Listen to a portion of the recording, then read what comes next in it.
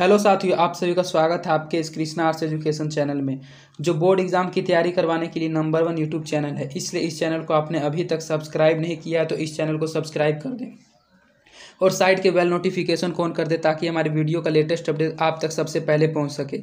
और अगर आप इस चैनल के टेलीग्राम चैनल में ज्वाइन नहीं हुए तो डिस्क्रिप्शन में उसका लिंक दिया हुआ है, आप टेलीग्राम चैनल में भी ज्वाइन हो जाएं, क्योंकि इस चैनल का जो भी स्टडी मटेरियल प्रोवाइड किया जाएगा वो आपको टेलीग्राम चैनल पर ही दिया जाएगा। आज हम आपको हिंदी गोधुली भाग 2 का चौथा चैप्टर नाखून क्यों बढ़ते हैं का वेरी ऑब्जेक्टिव इंपॉर्टेंट क्वेश्चंस करवाने जा रहे हैं, जो कि परीक्षा के दृष्टिकोण से बहुत ही अति महत्वपूर्ण है, बहुत ज़्यादा महत्वपूर्ण क्वेश्चन है। आज हम आपको 36 ऑब्जेक्टिव क्वेश्चंस करवाने जा रहे हैं। तो चलिए क्वेश्चंस की ओर बढ़ते हैं। हमारा पहला क्वेश्चन है, नाखून क्यों बढ़ते हैं के निबंधकार है। नाखून क्यों बढ़ते हैं, ये एक प्रकार का निबंध है। ये निबंध किसने लिखा है, तो ये निबंध आचार्य हजारी प्रसाद द्विवेदी जी ने लिखा था। इसका ऑप्शन नंबर डी हो जाएगा, आचार्य हजारी प्रसाद द्विवेदी। द्विवेदी जी ने निर्लज अपराधी किसे कहा है। द्विवेदी जी ने निर्लज अपराधी नाखून को कहा है। इसका ऑप्शन नंबर ए हो जाएगा, नाखून को। कामसूत्र किसकी रचना है। कामसूत्र किसकी रचना है। कामसूत्र वात्सायन की रचना है। इसका ऑप्शन नंबर सी हो जाएगा, वात्सायन की। सिक्थक का अर्थ होता है, सिक्थक मीन्स मोम होता है, सिक्थक का मतलब मोम होता है। इसका ऑप्शन नंबर डी हो जाएगा, मोम। महाभारत क्या है। महाभारत जो है ये क्या है, महाभारत एक पुराण है। इसका ऑप्शन नंबर डी हो जाएगा, पुराण। किस देश के लोग बड़े बड़े नख पसंद करते थे। गौड़ देश के लोग बड़े बड़े नखों को, बड़े बड़े नाखूनों को पसंद करते थे। इसका ऑप्शन नंबर ए हो जाएगा, गौड़ देश। और छोटे छोटे नखों को दक्षिणात्य लोग पसंद करते थे। कौन छोटे नखों को पसंद करते थे, देखिए अभी ये क्वेश्चन आ गया। छोटे नखों को कौन पसंद करते थे। छोटे नखों को दक्षिणात्य लोग पसंद करते थे और बड़े नखों को गौड़ देश के लोग पसंद करते थे।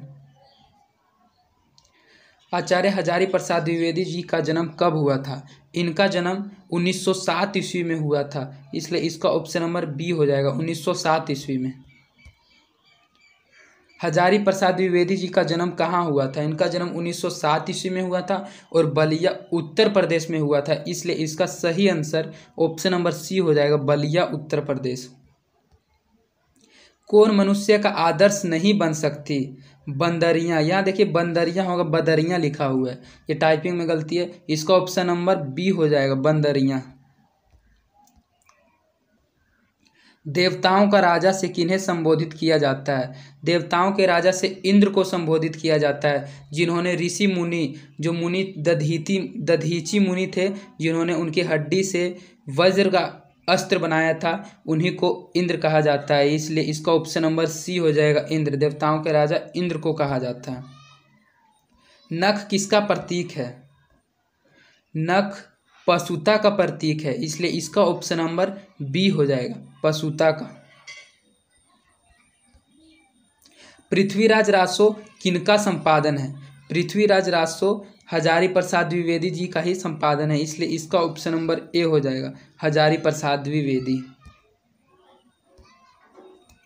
काशी हिंदू विश्वविद्यालय से हजारी प्रसाद द्विवेदी को कौन सी उपाधि दी गई थी। काशी हिंदू विश्वविद्यालय से उनको ज्योतिष आचार्य की उपाधि दी गई थी। इसका सही आंसर ऑप्शन नंबर डी हो जाएगा, ज्योतिष आचार्य। हजारी प्रसाद द्विवेदी कब पद्म भूषण की उपाधि से सम्मानित किया गया। हजारी प्रसाद द्विवेदी जी थे, उनको पद्म भूषण की उपाधि से कब सम्मानित किया गया था। उनको इस उपाधि से 1957 ईस्वी में सम्मानित किया गया था। इसका सही आंसर ऑप्शन नंबर बी हो जाएगा, 1957 ईस्वी। अशोक के फूल किनकी रचना है। अशोक के फूल हजारी प्रसाद द्विवेदी जी की रचना है। इसका सही आंसर ऑप्शन नंबर सी हो जाएगा, हजारी प्रसाद द्विवेदी।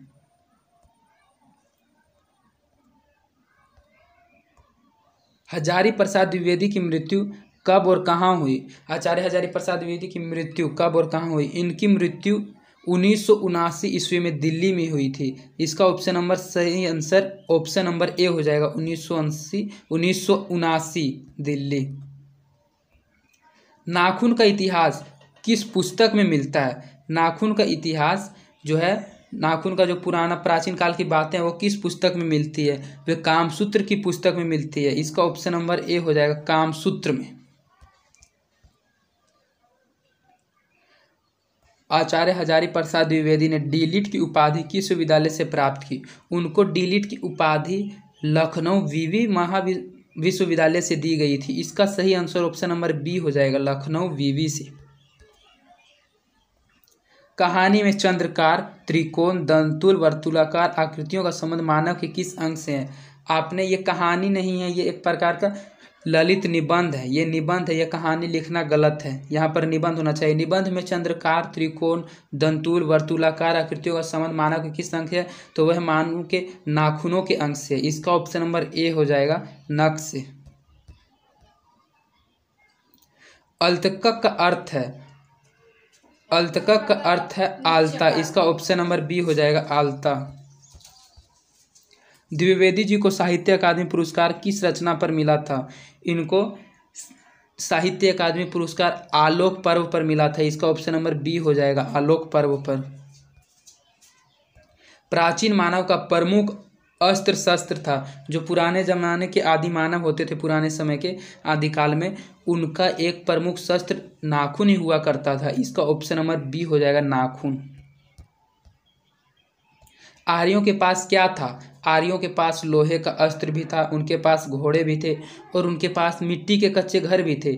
इसलिए इसका सही आंसर इनमें से सभी हो जाएगा। इसका सही आंसर ऑप्शन नंबर डी हो जाएगा। सब पुराने अच्छे नहीं होते और सब नए खराब नहीं होते, ऐसा किसने कहा? यह जो कथन है यह किनके द्वारा कही गई थी कि सब पुराने अच्छे नहीं होते और सब नए खराब नहीं होते? यह कालिदास जी के द्वारा कही गई थी। इसका ऑप्शन नंबर बी हो जाएगा, कालिदास ने यह बात कही थी। नकधर मनुष्य आज किस पर भरोसा कर रहा है? आजकल के जो नकधर मनुष्य है वे एटम बम पर भरोसा करते हैं। इसलिए इसका ऑप्शन नंबर सी हो जाएगा, एटम बम पर। मनुष्य की मनुष्यता यही है कि वह सबके सुख दुख को सहानुभूति के साथ देखता है। यह तथ्य किसका? यह जो बात है, यह तथ्य किनके द्वारा कही गई है कि मनुष्य की जो मनुष्यता है वह सबके सुख दुख को सहानुभूति के साथ देखता है? यह गौतम बुद्ध का तथ्य है। इसका सही आंसर ऑप्शन नंबर बी हो जाएगा, गौतम बुद्ध का। नाखून क्यों बढ़ते हैं के निबंधकार हैं। नाखून क्यों बढ़ते हैं, किनके द्वारा निबंध लिखा गया है? ये आचार्य हजारी प्रसाद द्विवेदी जी के द्वारा लिखा गया है। इसका सही आंसर ऑप्शन नंबर डी हो जाएगा, आचार्य हजारी प्रसाद द्विवेदी। आचार्य हजारी प्रसाद द्विवेदी ने किस साहित्य की किस विधा में लेखन नहीं की? इन्होंने साहित्य में आलोचनाएं भी लिखी, उपन्यास भी लिखी, निबंध भी लिखी। इन्होंने सिर्फ कहानी नहीं लिखी। इसलिए इसका सही आंसर ऑप्शन नंबर सी हो जाएगा, कहानी। कौन सी रचना आचार्य हजारी प्रसाद द्विवेदी की नहीं है? इनमें से ऐसी कौन सी रचना है जो आचार्य हजारी प्रसाद द्विवेदी की नहीं? अशोक के फूल भी इनकी रचना है, वान भट्ट की आत्मकथा भी इनकी रचना है, हिंदी साहित्य का आदिकाल भी इनकी रचना है, माटी की मूर्तियां ऐसी रचना है जो इनके द्वारा लिखित नहीं है। इसलिए इसका सही आंसर ऑप्शन नंबर बी हो जाएगा, माटी की मूर्तें। हिरोशिमा कहाँ है? हिरोशिमा जापान में है। इसका सही आंसर ऑप्शन नंबर डी हो जाएगा, जापान में। कौन छोटे नखों को पसंद करते हैं? छोटे नखों को दक्षिणात्य के देश के लोग पसंद करते थे। इसका ऑप्शन नंबर ए हो जाएगा। ये क्वेश्चन पहले भी आया था, ये रिपीट हो गया। इसका सही आंसर ऑप्शन नंबर ए हो जाएगा। नाखून क्यों बढ़ते हैं किस प्रकार का निबंध है? यह एक ललित निबंध है। इसका ऑप्शन नंबर ए हो जाएगा, ललित निबंध।